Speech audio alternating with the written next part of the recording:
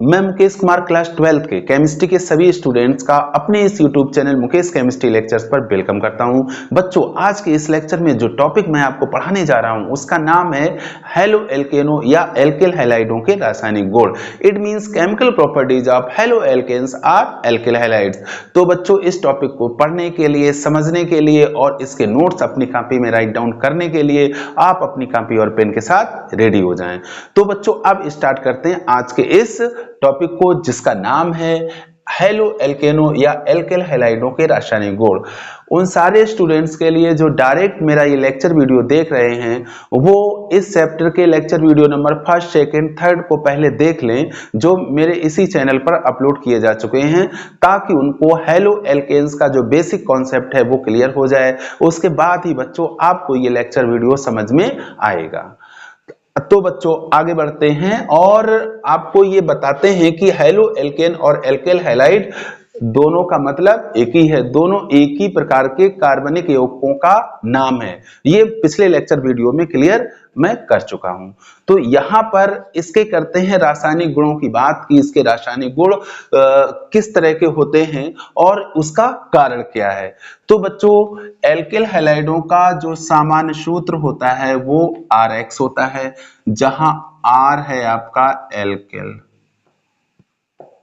क्या है, एल्किल समूह है, और X है आपका हैलोजन, X है आपका हैलोजन। तो जैसा कि आपको बताया जा चुका है कि हैलोजन का जो सामान्य सिंबल है वो X होता है, और X की जगह पे आप क्या क्या रख सकते हैं, Cl रख सकते हैं, Br रख सकते हैं, I रख सकते हैं। मोस्टली रखेंगे Cl और Br एटम को ही। और एल्किल, एल्किल का आप 11th से पढ़ते चले आ रहे हैं, एल्किल का सामान्य सूत्र होता है CnH2n+1, और यहाँ N की जगह हम क्या रख सकते हैं, 1 2 3 4, इसकी वैल्यू पुटअप कर सकते हैं, जिससे कि इसके मेंबर आ जाते हैं। 1 रखेंगे तो CH3 आ जाता है, 2 रखते हैं तो C2H5 आता है, और 3 रखते हैं तो C3H7 आ जाता है, और 4 रखते हैं तो C4H9 आ जाता है। तो इस तरह से इसके मेंबर आते चले जाते हैं, किसके, एल्किल के।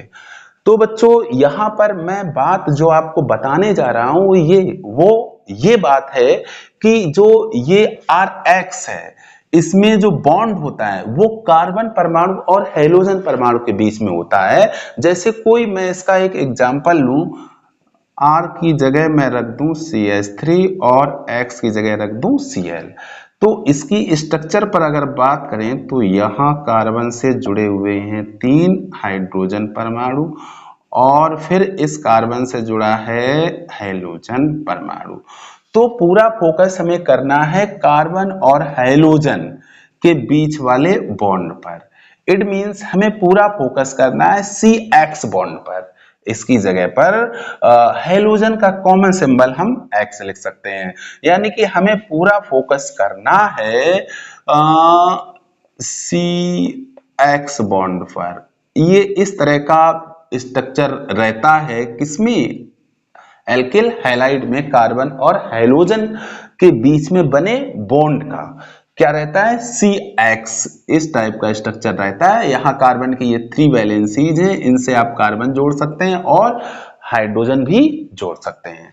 अब बच्चों, कार्बन और हाइड्रोजन परमाणु के बीच में ये जो सिंगल कोवेलेंट बॉन्ड है, यानी कि जो ये सिंगल बॉन्ड है, इस पे विचार करते हैं। बच्चों, ये सिंगल कोवेलेंट बॉन्ड तभी बना होगा जब इसमें एक इलेक्ट्रॉन कार्बन का रहा होगा और दूसरा इलेक्ट्रॉन इस हैलोजन परमाणु का रहा होगा, दोनों ने आपस में करी होगी साझेदारी, तभी ये सिंगल कोवेलेंट कार्बन और हैलोजन परमाणु के बीच में बना होगा। यानी कि इन दोनों के बीच में एक इलेक्ट्रॉन युग्म है, एक इलेक्ट्रॉन युग्म है साझेदारी वाला, जिसमें एक इलेक्ट्रॉन है हमारा कार्बन का, दूसरा इलेक्ट्रॉन है हैलोजन परमाणु का। अब ये इलेक्ट्रॉन युग्म, देखो 2 इलेक्ट्रॉनों को हम इलेक्ट्रॉन युग्म कहते हैं। अब ये इलेक्ट्रॉन इस कार्बन और हैलोजन परमाणु के बीच में कहां रहेगा, इसका निर्धारण होगा इन दोनों परमाणुओं की विद्युत ऋणात्मकता से, कि कार्बन की विद्युत ऋणात्मकता क्या है और हैलोजन परमाणु की विद्युत ऋणात्मकता क्या है। बच्चों, हाइड्रोजन परमाणु की विद्युत ऋणात्मकता कार्बन परमाणु की विद्युत ऋणात्मकता से अधिक होती है।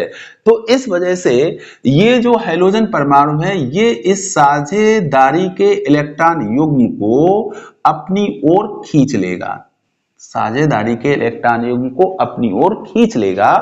इट मींस ये इलेक्ट्रॉन युग्म जो है ये साझेदारी में रहते हुए हाइड्रोजन परमाणु की ओर विस्थापित हो जाता है, थोड़ा विस्थापित होता है किसकी तरफ, हाइड्रोजन परमाणु की तरफ। क्यों? क्योंकि हाइड्रोजन परमाणु की विद्युत ऋणात्मकता कार्बन परमाणु से अधिक होती है। तो इस वजह से इस हाइड्रोजन परमाणु पर आ जाता है आंशिक ऋणावेश और इस कार्बन परमाणु पर आ जाता है आंशिक धनावेश। इट मींस ये जो एल्केल हैलाइड का CX बॉन्ड है इस पर आ जाता है आंशिक ध्रुवीय लक्षण, यानी कि इसमें आ जाता है आंशिक ध्रुवीय लक्षण। क्यों? क्योंकि आपने देखा कार्बन पर आ जाता है आंशिक धनावेश और हाइड्रोजन परमाणु पर आ जाता है आंशिक ऋणावेश। तो बच्चों अब इस आंशिक ध्रुवीय लक्षण के कारण, इस आंशिक ध्रुवीय लक्षण के कारण ये जो बॉन्ड है हमारा ये देने लगता है नाभिक स्नेही प्रतिस्थापन अपक्रियाएं। किस तरह की अपक्रियाएं देने लगता है? नाभिक स्नेही प्रतिस्थापन अपक्रियाएं। बच्चों 11th क्लास में आपको बताया गया है कि अटैकिंग रिजेंट दो तरह के होते हैं, एक तो इलेक्ट्रॉन स्नेही, दूसरे नाभिक स्नेही। इलेक्ट्रॉन स्नेही वो जो इलेक्ट्रॉन से स्नेह रखें। बच्चों इलेक्ट्रॉन से स्नेह कौन रखेगा? जिस पर पॉजिटिव चार्ज होगा। तो इलेक्ट्रॉन स्नेही अपकर्मक को हम लिखते हैं E+ से। और नाभिक स्नेही अपकर्मक बच्चों नाभिक से स्नेह वो रखेगा जिस पर नेगेटिव चार्ज होगा, और नाभिक स्नेही अपकर्मक को Nu से लिखते हैं और इस पे चार्ज किस तरह का होगा? नेगेटिव। तो ये दो तरह के अपकर्मक होते हैं, इलेक्ट्रॉन स्नेही अपकर्मक और नाभिक स्नेही अपकर्मक। तो बच्चों ये अपक्रियाएं किस तरह की देने लगता है? नाभिक स्नेही प्रतिस्थापन अपक्रियाएं देने लगता है, क्योंकि यहां पर कार्बन परमाणु पर हो जाता है आंशिक धनावेश।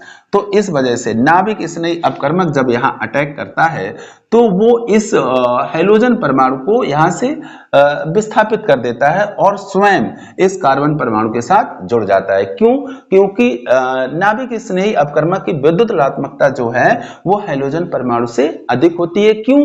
क्योंकि नाभिक स्नेही अपकर्मक के पास में इलेक्ट्रॉन युग्म होता है, इलेक्ट्रॉन युग्म होता है, जिस वजह से उसकी विद्युत ऋणात्मकता हाइड्रोजन परमाणु से अधिक होती है। अब इस पूरी बात को जो मैंने आपके सामने डिस्कस की है इसको समराइज करते हुए मैं यहां पर आपके सामने राइट डाउन करने जा रहा हूं। देखिए बच्चों, एल्केल हैलाइडों में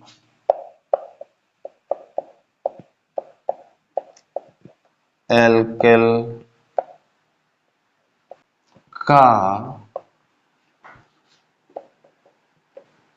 कार्बन परमाणु सीधा हाइड्रोजन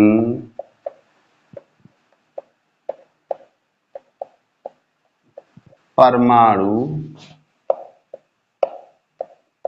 से जुड़ा होता है। किससे जुड़ा होता है? हाइड्रोजन परमाणु से जुड़ा होता है, जैसा कि यहां पर है। अतः एल्केल हैलाइडों में CX बंध क्रियात्मक समूह होता है। CX बंध क्रियात्मक समूह होता है चूंकि हाइड्रोजन परमाणु की विद्युत ऋणात्मकता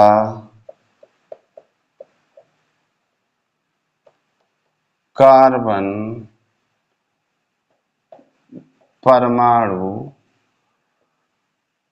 कार्बन परमाणु से कैसी होती बच्चों? अधिक होती है, अतः CX बंध में आंशिक ध्रुवीय लक्षण आ जाता है। आंशिक ध्रुवीय लक्षण आ जाता है। जैसा कि मैंने यहां पर आपको शो किया है कि किस तरह से यहां आंशिक ध्रुवीय लक्षण आया है। यहां पर अगर इसको बनाना चाहें तो बना सकते हैं। ये इस तरह से ये जो बॉन्ड है कार्बन और हैलोजन के बीच में, इसमें साझेदारी का जो इलेक्ट्रॉन युग्म होता है वो हैलोजन परमाणु की ओर थोड़ा विस्थापित हो जाता है, जिस वजह से इस पर आंशिक ऋणावेश आता है और कार्बन पर आता है आंशिक धनावेश, और इस वजह से ये बॉन्ड हो जाता है ध्रुवीय। अतः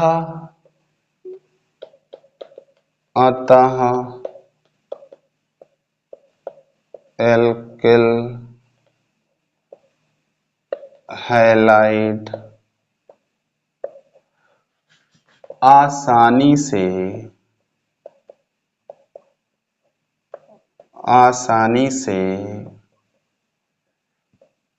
नाभिक स्नेही प्रतिस्थापन अभिक्रियाएं नाभिक स्नेही प्रतिस्थापन अभिक्रियाएं देते हैं। तो बच्चों एल्किल हैलाइड जो होते हैं वो किस तरह की अपक्रियाएं देते हैं? नाभिक स्नेही प्रतिस्थापन अपक्रियाएं देते हैं। नाभिक स्नेही प्रतिस्थापन अपक्रियाएं बच्चों वो अपक्रियाएं होती हैं जिनमें अटैकिंग रीजेंट यानी कि आक्रमणकारी अपकर्मक जो होता है वो नाभिक स्नेही होता है, और नाभिक स्नेही वो अपकर्मक होते हैं जिनके पास इलेक्ट्रॉन युग्म रहता है और ये होते हैं ऋणावेशित। ऋणावेशित होने की वजह से ही ये नाभिक से स्नेह कर पाते हैं। नाभिक मींस पॉजिटिव पार्ट, नाभिक पर धनावेश होता है और धनावेश से स्नेह वही कर पाएगा जिस पर होगा ऋणावेश, इसको ऐसे समझें। तो नाभिक स्नेही अपकर्मक ऋणावेशित होते हैं। बच्चों इसे अगर आप लिखना चाहें कहीं पर नोट करना चाहें तो इसका स्क्रीनशॉट ले लें, अदरवाइज मैं इसको साफ करने जा रहा हूं। ठीक है बच्चों, हटाते हैं इसको। तो मैंने कहा कि जो एल्किल हैलाइड होते हैं वो नाभिक स्नेही प्रतिस्थापन अपक्रियाएं देते हैं। अब देखिए बच्चों, इन नाभिक स्नेही प्रतिस्थापन अपक्रियाओं में जो नाभिक स्नेही अपकर्मक होता है वो हैलोजन परमाणु को कर देता है विस्थापित। देखिए इन नाभिक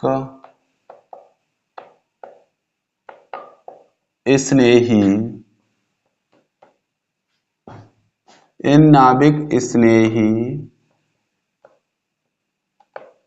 प्रतिस्थापन अभिक्रियाओं में नाभिक स्नेही अभिकर्मक, नाभिक स्नेही अपकर्मक को किससे लिखते हैं बच्चों? Nu-। नाभिक स्नेही अपकर्मक हैलोजन परमाणु को क्या करता है बच्चों?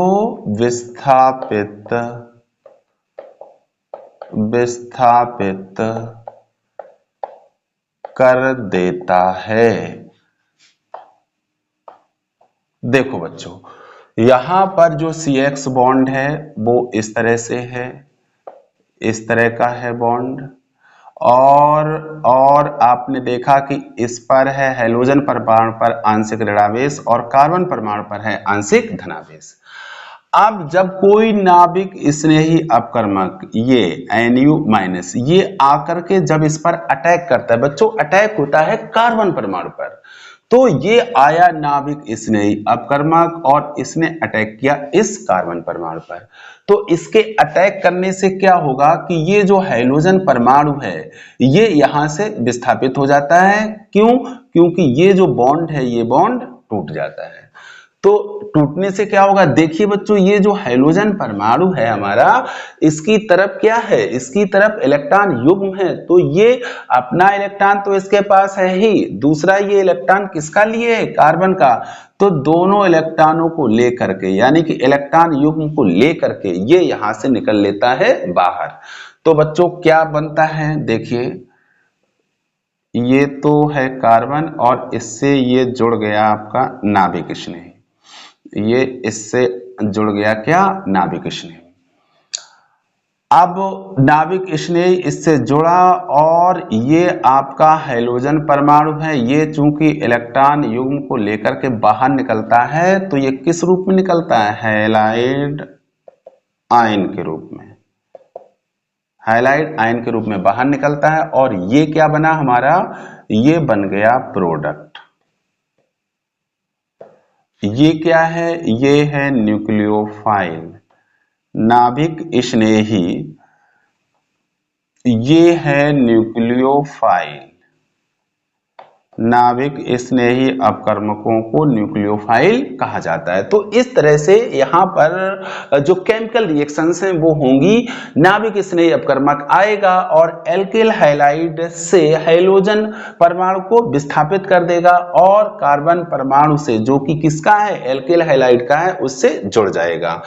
तो बच्चों अब आप इसका स्क्रीनशॉट लेके इसे नोट कर लो। ये पूरा डिस्कशन है जो ये हमें बताता है कि एल्किल हैलाइड हैं जो किस तरह की अपक्रियाएं देते हैं और क्यों देते हैं, और इसमें जो CX बॉन्ड जो होता है उसका नेचर कैसा होता है। बच्चों ये क्वेश्चन अक्सर कर पूछा जाता है कि एल्किल हैलाइडों में CX बंध की प्रकृति कैसी है। देखिए एल्किल हैलाइड्स में CX बंध की प्रकृति, ये क्वेश्चन बच्चों अक्सर कर एग्जाम में पूछ दिया जाता है। तो एल्किल हैलाइड में CX बंध की जब प्रकृति से रिलेटेड क्वेश्चन आए तो आपको ये पूरा एक्सप्लेनेशन यहां से लेकर के पूरा राइट डाउन कर देना है। अब बच्चों इसके बाद मैं आपको बताने जा रहा हूं केमिकल रिएक्शंस, तो इसे आप नोट करो फिर बता रहे हैं। अब बच्चों मैं आपको बताने जा रहा हूं एल्किल हैलाइडों की रासायनिक अपक्रियाएं। तो सबसे पहले अपक्रिया लेते हैं क्षारों के साथ कि एल्किल हैलाइड क्षारों के साथ किस तरह से अपक्रिया करते हैं। बच्चों जब एल्किल हैलाइडों की जलीय क्षारों के साथ अपक्रिया कराई जाती है तो अल्कोहल उत्पाद के रूप में मिलते हैं। अपक्रिया किस तरह से होती है, देखिए बच्चों सबसे पहले एल्किल हैलाइड का सामान्य सूत्र लिखते हैं RX, फिर लेते हैं क्षार NaOH, और चूंकि इसका जलीय क्षार हमें लेना है तो ब्रैकेट में लिख देंगे aqueous और देखते हैं प्रोडक्ट क्या बनता है। बच्चों देखो ये सारी अपक्रियाएं जो हैं ये नाभिक स्नेही प्रतिस्थापन अपक्रियाएं हैं, इनमें एल्किल हैलाइडों का हाइड्रोजन परमाणु प्रतिस्थापित होता है। देखिए बच्चों यहाँ क्या होता है, यहाँ ये हाइड्रोजन परमाणु जो है ये हाइड्रोजन परमाणु हमारा OH- यहां से निकल के आएगा OH-। OH- क्या है, न्यूक्लियोफाइल है, नाभिक स्नेही अपकर्मक है। ये आएगा और किस पे अटैक करेगा, R पर अटैक करेगा। R क्या है, एल्केल है जिसमें कार्बन है, R पर अटैक करेगा और इस हाइड्रोजन को यहां से हटा देगा। ये हाइड्रोजन हटेगा और यहां पर रहेगा, जब देखिए OH- अलग होगा तो साथ में क्या आएगा Na+, और ये X जो अलग होगा ये X- के फॉर्म में अलग होगा।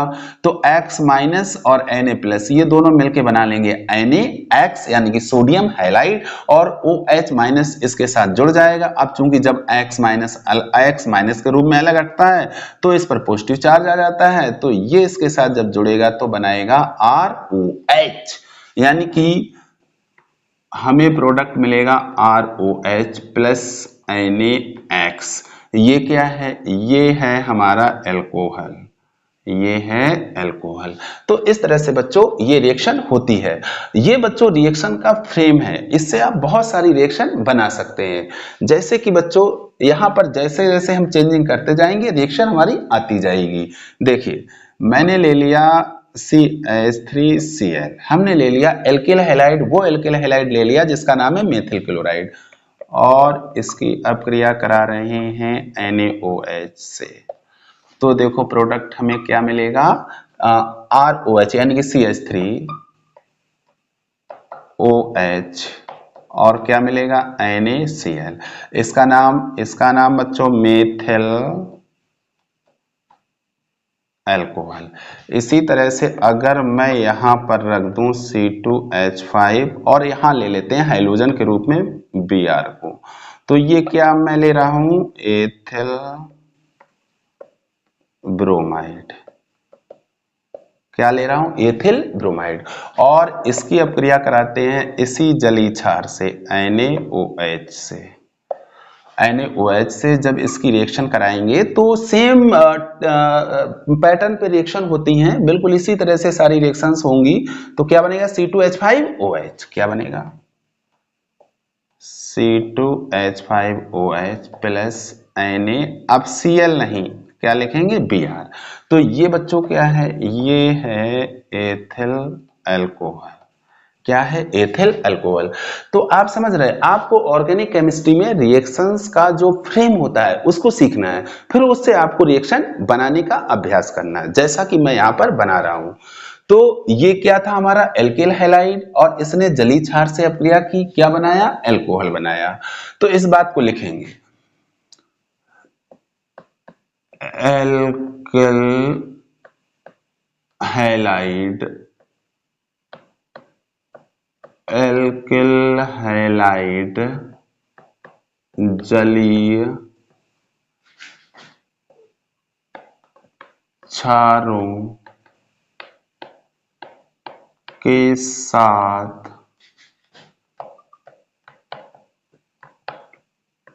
अपक्रिया करके एल्कोहल बनाते हैं। क्या बनाते हैं? एल्कोहल बनाते हैं। बच्चों यहाँ एक स्पेशल केस है, उसको भी लिख लेते हैं नोट के फॉर्म में। देखिए बच्चों, जब हम एल्किल हैलाइड की अपक्रिया नम सिल्वर ऑक्साइड से कराते हैं, किससे? नम सिल्वर ऑक्साइड से। ये रिएक्शन अक्सर कर पूछी जाती है। क्या रिएक्शन है? एल्किल हैलाइड की नम silver oxide Ag2O silver oxide से, नम सिल्वर ऑक्साइड से अपक्रिया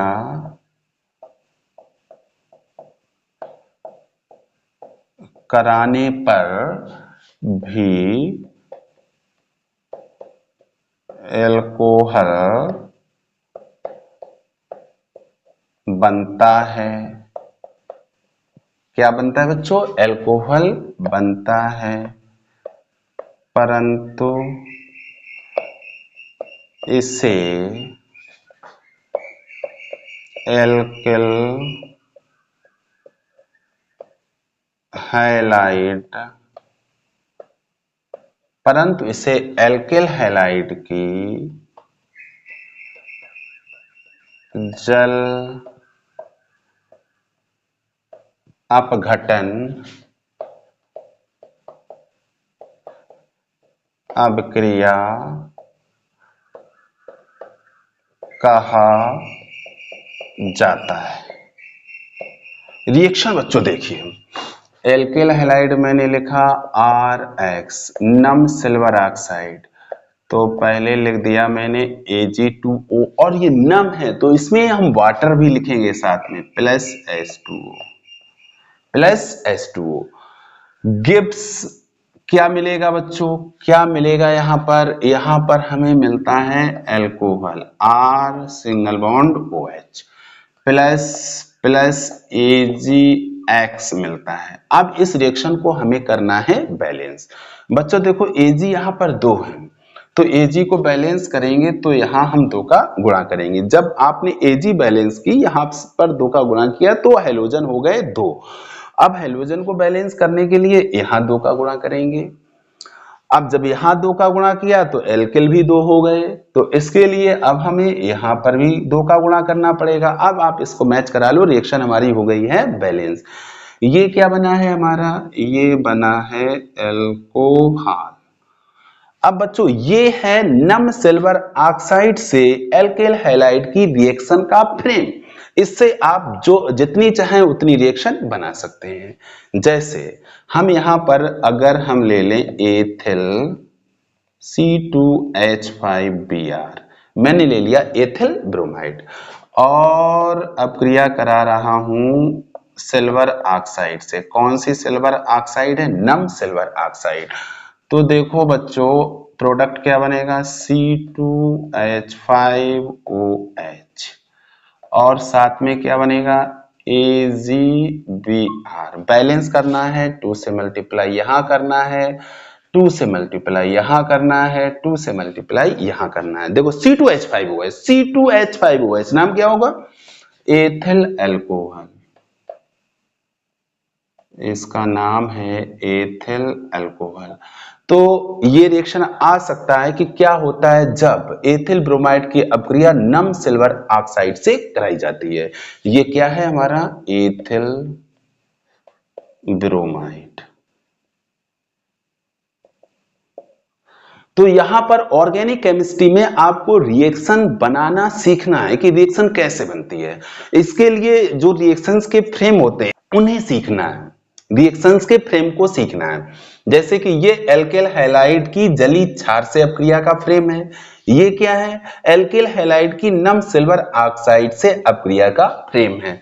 तो इनको आपको सीखना है। ये बच्चों मैंने आपको समझाने के लिए बना दिया है, इसको चाहो तो बनाओ, ना इच्छा है तो मत बनाओ। मेन रिएक्शन क्या, RX प्लस NaOH एक Q gives ROH plus NaAX। अब बच्चों आप इसका स्क्रीनशॉट लेके नोट करो, फिर आगे बताते हैं। अब बच्चों मैं आपको बताने जा रहा हूं एल्किल हैलाइडों की अमोनिया के साथ अपक्रिया। बच्चों जो एल्किल हैलाइड होते हैं वो अल्कोहली अमोनिया के साथ अपक्रिया करके एमीन बनाते हैं। पहले प्राथमिक एमीन बनाते हैं, बाद में ये प्राथमिक एमीन द्वितीयक एमीन और तृतीयक एमीन में कन्वर्ट हो जाता है। तो बच्चों यहाँ पर अमोनिया की बात आ रही है और एमीन की बात आ रही है, तो इसको पहले समझो। बच्चों अमोनिया का फार्मूला आप जानते होंगे NH3। क्या मैं इसको ऐसे लिख सकता हूं, H.NH2 के फॉर्म में लिख सकता हूं। अब बच्चों अमोनिया में होते हैं 3 हाइड्रोजन परमाणु। कितने हाइड्रोजन होते हैं, 3, NH3। अगर बच्चों इसके हाइड्रोजन परमाणुओं को हम एल्किल समूह से प्रतिस्थापित करते जाएं तो हमें जो प्रोडक्ट मिलते जाते हैं वो एमीन होते हैं। इसमें अधिकतम 3 हाइड्रोजन परमाणु हैं, तो तीनों हाइड्रोजन परमाणुओं का आप प्रतिस्थापन एल्किल समूह से करा सकते हैं। तो जब एक हाइड्रोजन परमाणु का एल्किल समूह से प्रतिस्थापन कराते हैं तो हमें प्राथमिक एमीन मिलता है, जिसको फर्स्ट डिग्री एमीन कहते हैं।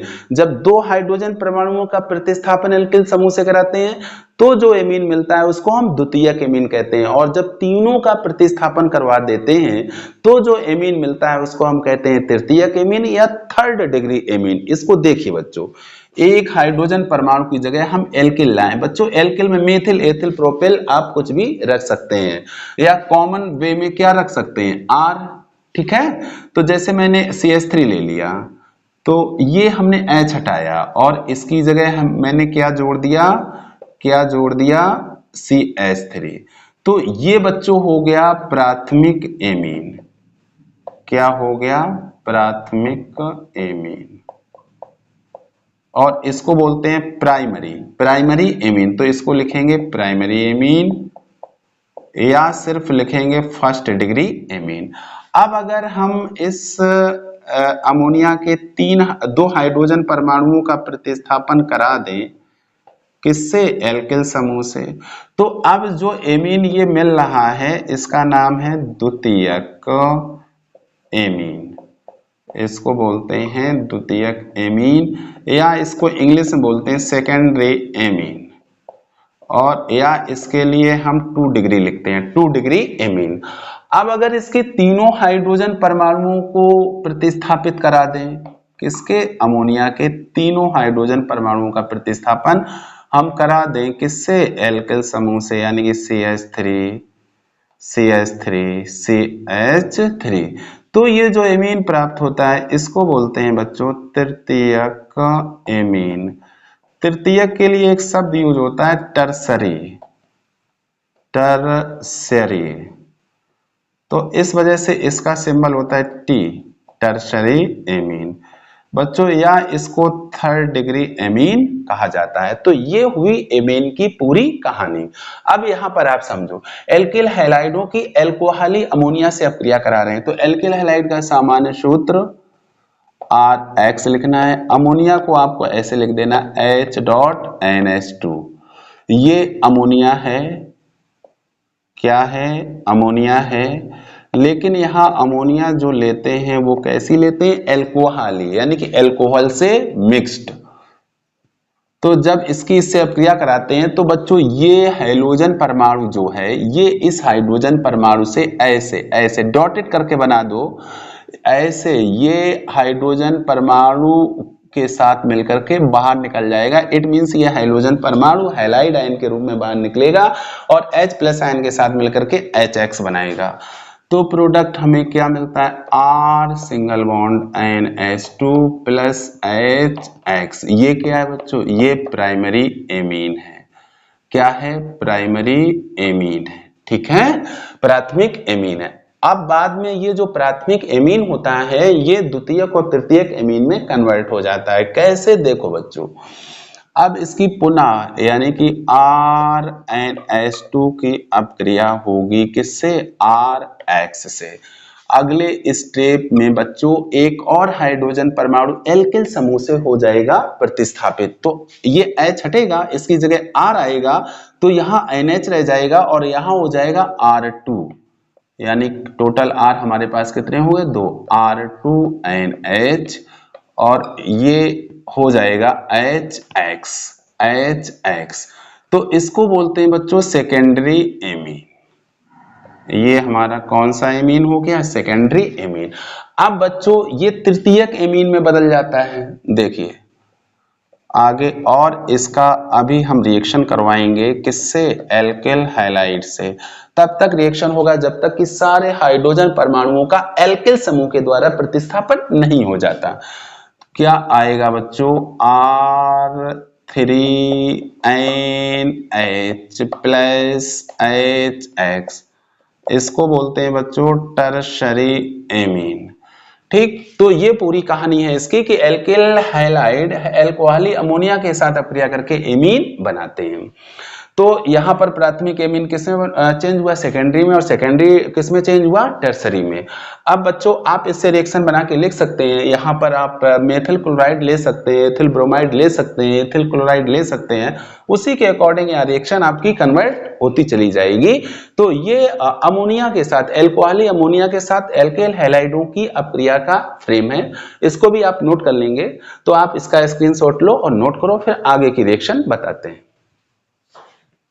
अब बच्चों आते हैं रिएक्शन नंबर 3 पर, जो है एल्किल साइनाइडों के साथ अपक्रिया, यानी कि एल्किल हैलाइडों की अपक्रिया हम एल्किल साइनाइडों के साथ कराने जा रहे हैं।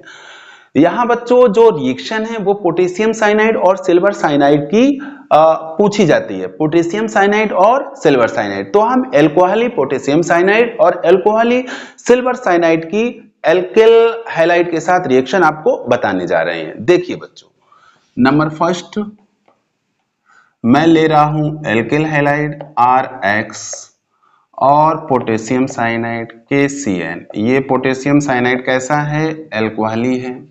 और इसको करना पड़ता है बच्चों हीट, गर्म करना पड़ता है। गर्म करने से क्या होता है कि ये हैलाइड आयन यानी कि हैलोजन परमाणु हैलाइड आयन के रूप में बाहर निकलता है और इसकी जगह पे आ जाते, देखो KCN जो है इसमें जो आयन होता है वो साइनाइड आयन होता है, CN-, साइनाइड आयन CN-, को साइनाइड बोलते हैं। अगर N पहले कर दें और C बाद में करें तो इसको बोलते हैं बच्चों आइसोसाइनाइड।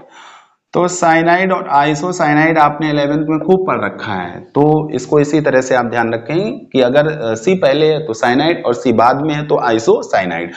तो यहाँ पर ये है हमारा पोटेशियम साइनाइड।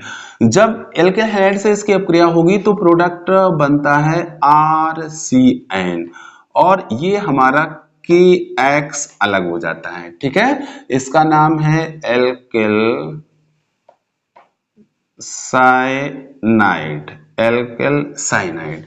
यानी कि जब एल्केल हैलाइड को पोटेशियम साइनाइड, एल्कोहली पोटेशियम साइनाइड के साथ गर्म करते हैं तो एल्केल साइनाइड बनता है। जब एल्कोहली पोटेशियम साइनाइड को एल्केल हैलाइड के साथ गर्म करते हैं तब क्या बनता है बच्चों, एल्केल साइनाइड बनता है, एल्केल साइनाइड बनता है, ठीक। अब बच्चों बात करते हैं सिल्वर साइनाइड की, यानी कि एल्केल हैलाइड की हम अपक्रिया कराने जा रहे हैं RX, ये एल्केल हैलाइड हो गया। सिल्वर साइनाइड AgCN और ये भी हमें लेना है एल्कोहली और इसके साथ इसको करा देना है गर्म।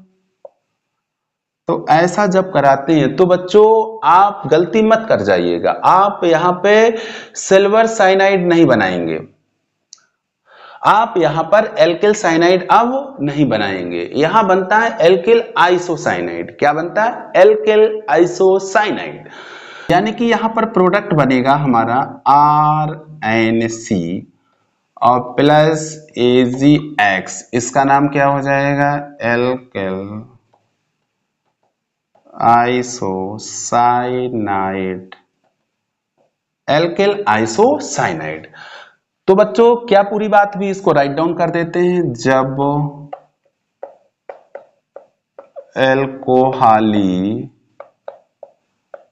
जब एल्कोहली सिल्वर साइनाइड को एल्किल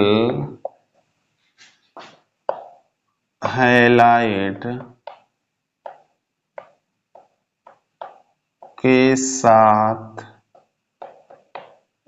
गर्म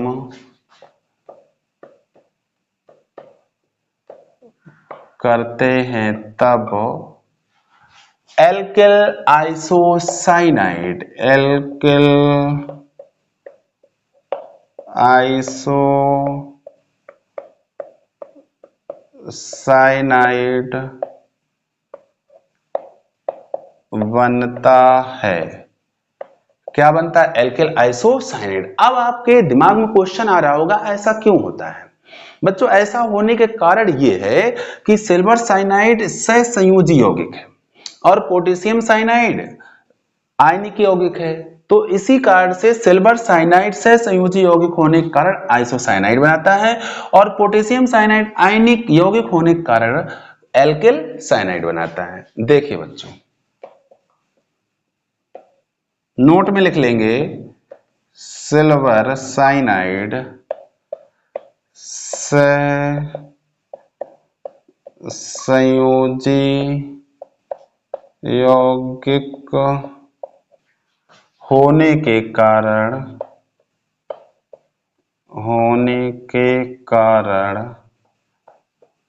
कैसा यौगिक है? सहसंयोजी। सहसंयोजी यौगिक होने के कारण आइसो साइनाइड बनाता है, जबकि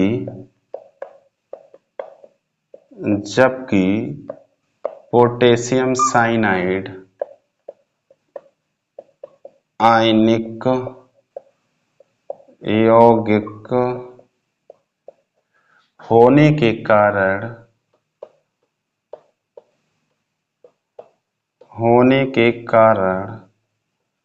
क्या बनाता है बच्चों? साइनाइड बनाता है। क्या बनाता है? साइनाइड बनाता है। तो अब आप इस रिएक्शन को करिए नोट। बच्चों ये दोनों रिएक्शन क्या है? फ्रेम है। इनसे आप दूसरी रिएक्शन बना सकते हैं। बच्चों मैं बार बार ये बात रिपीट कर रहा हूं कि इससे आप दूसरी रिएक्शन बनाने की प्रैक्टिस कर सकते हैं और करनी भी चाहिए आपको। R की जगह से CH3 रख दिया, X की जगह Cl रख दिया तो हो गया CH3Cl मेथिल क्लोराइड। तो यहाँ पर क्या आ जाएगा? CH3Cl यानी मेथिल साइनाइड। R की जगह आपने C2H5 रख दिया, X की जगह आपने रख दिया Cl, तो C2H5Cl हो गया, एथिल क्लोराइड हो गया, तो यहाँ पर बनेगा एथिल साइनाइड। आपने क्या किया? C2H5 रखा यहाँ पे, यहाँ Br रख दिया तो हो गया एथिल ब्रोमाइड, तब भी यहाँ पर क्या बनेगा? एथिल साइनाइड बनेगा। तो इस तरह से आप रिएक्शंस की प्रैक्टिस जरूर करते रहें अपनी कॉपी में। तो बच्चों अब आप इसको नोट करिए। अब बच्चों आते हैं रिएक्शन नंबर 4 पर, जो है एल्किल हैलाइड की सोडियम एल्कोक्साइड के साथ अपक्रिया।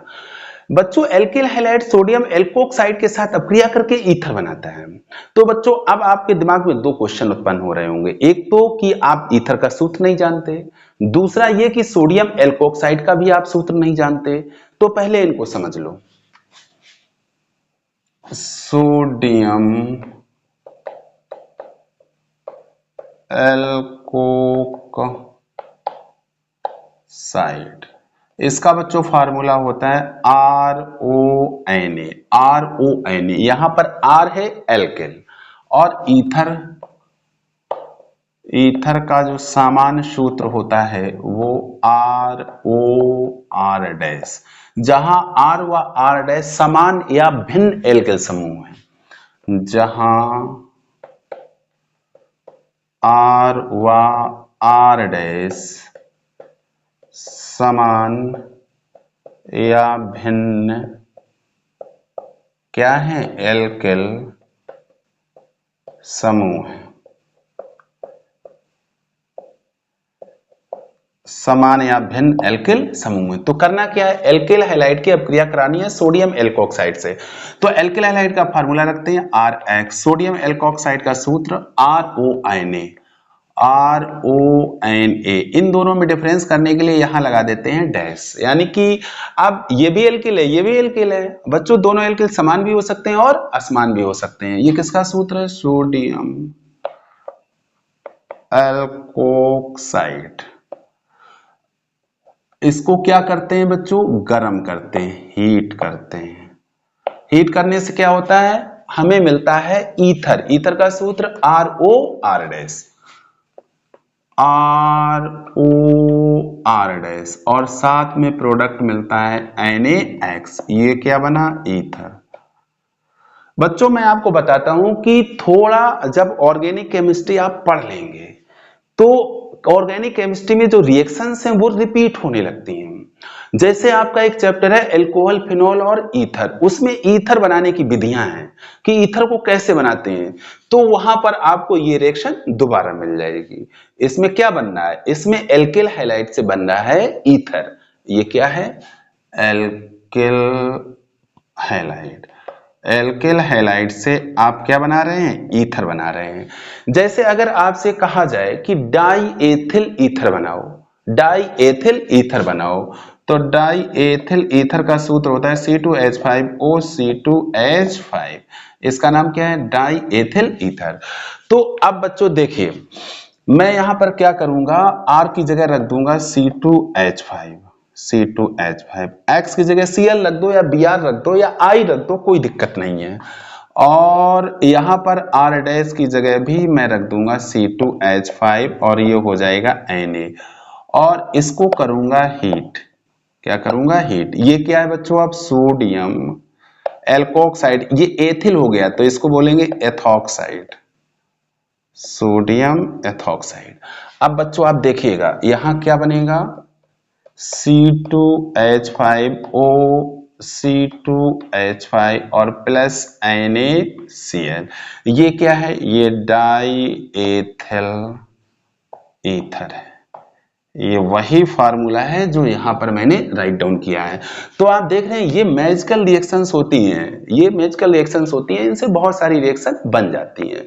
तो इसी कारण मैं कहता हूं कि ऑर्गेनिक केमिस्ट्री में रिएक्शन लिखना बहुत ही सिंपल है। आपने फ्रेम तैयार कर लिया और उसके अकॉर्डिंग आप रिएक्शन बना के लिख सकते हैं। तो बच्चों ये बहुत ही इंपॉर्टेंट रिएक्शन है जो आपको ईथर में दोबारा मिलेगी। अब बच्चों आप इसका स्क्रीनशॉट लेके इसे नोट करिए।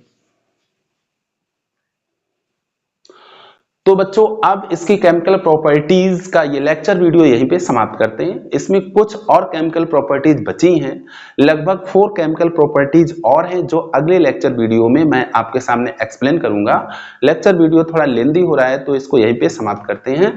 बच्चों आपसे उम्मीद है कि आप इन केमिकल रिएक्शंस को समझ करके अपनी प्रैक्टिस कॉपी में इनको बार बार लिखेंगे। कम से कम मिनिमम 5 टाइम्स तो इनको आप दोबारा लिखिएगा ही। जब तक आप रिएक्शंस लिखेंगे नहीं तब तक आपको ऑर्गेनिक केमिस्ट्री समझ में नहीं आएगी। तो उम्मीद है कि आप हमारी बातों को मानेंगे। और बच्चों अगर आपको लेक्चर वीडियो पसंद आ जाता है और आपको केमिस्ट्री समझ में आ जाती है तो वीडियो को लाइक और शेयर जरूर किया करिए। और जो नए स्टूडेंट हैं और अभी तक उन्होंने चैनल सब्सक्राइब नहीं किया है तो वो भी चैनल सब्सक्राइब कर लें, क्योंकि इस पर मैं केमिस्ट्री के लेक्चर वीडियो रेगुलर अपलोड कर रहा हूं और ये प्रोसेस जारी रहेगी। मेन टारगेट है हमारा बोर्ड एग्जाम 2025। आपका 2025 का बोर्ड एग्जाम का केमिस्ट्री का पेपर हमें अच्छा कराना है ताकि आपका रिजल्ट अच्छा बने। Thank you so much.